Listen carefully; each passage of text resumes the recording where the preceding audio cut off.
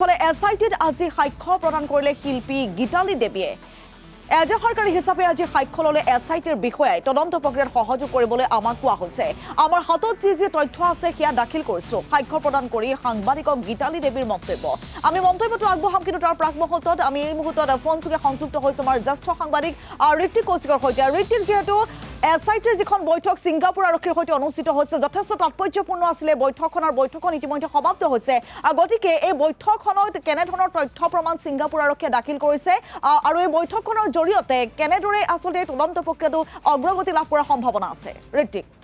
কিমানকি গুৰুত্বপূৰ্ণ কথাটো হ'ল যে অৱশেষত প্ৰায় এক মাহ উকলি গ'ল এক মাহৰ পিছত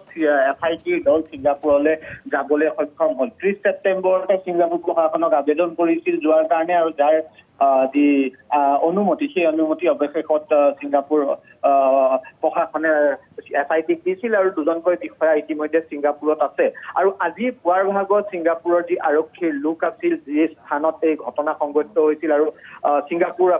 আৰক্ষীৰ যি লোক তেওঁলোকৰ লগত এছআইটিৰ দলটোৱে তেওঁলোকৰ বৈঠকত মিলিত হৈছিল এছআইটিৰ ফালৰ পৰা বহু তথ্য বিচাৰিছে তেওঁলোকৰ পৰা বিশেষকৈ যেতিয়া প্ৰথম আৰক্ষীৰ দল গৈছিল তেওঁলোকে অনুসন্ধানত বৰ্তমান সময়লৈকে কি তথ্য পাইছে তেওঁলোকে কিবা তথ্য পাইছে নেকি যে প্ৰবাসী অসমীয়াই হওক বা সেই সময়ত সিহঁতত থকা যিসকল লোক আছে তেওঁলোকে কিবা এই যি মৃত্যু সেই মৃত্যুত প্ৰত্যক্ষ বা পৰোক্ষভাৱে জড়িত আছে নেকি সেই তথ্যবোৰ সংগ্ৰহ কৰিছে তাৰ সমান্তৰালভাৱে যিহেতু ছিংগাপুৰ সাগৰত এই ঘটনা সংঘটিত হৈছিল সেই যি ইয়টখন আছিল সেই ইয়টত থকা যি নাবিক আছিল সেই নাবিকৰ সৈতেও তেওঁলোকৰ ভাষ্য গ্ৰহণ কৰিবলৈ চেষ্টা কৰিব এছআইটিৰ দলটোৱে তাৰ সমান্তৰালভাৱে ৱাজিদ আহমেদ যিগৰাকী অসমীয়া যি ছিংগাপুৰৰ নাগৰিকত্ব লৈছিল সেই ৱাজিদ আহমেদকো জেৰা কৰাৰ সম্ভাৱনা হৈছে আৰু এদিন দুদিনৰ ভিতৰতে সকলো তথ্য লৈ এছআইটিৰ দলটো অসমত আহি উপস্থিত হ'ব আৰু তেতিয়া স্পষ্ট হ'ব যে কি তথ্য তাত লাভ কৰিবলৈ সক্ষম হ'ল আৰু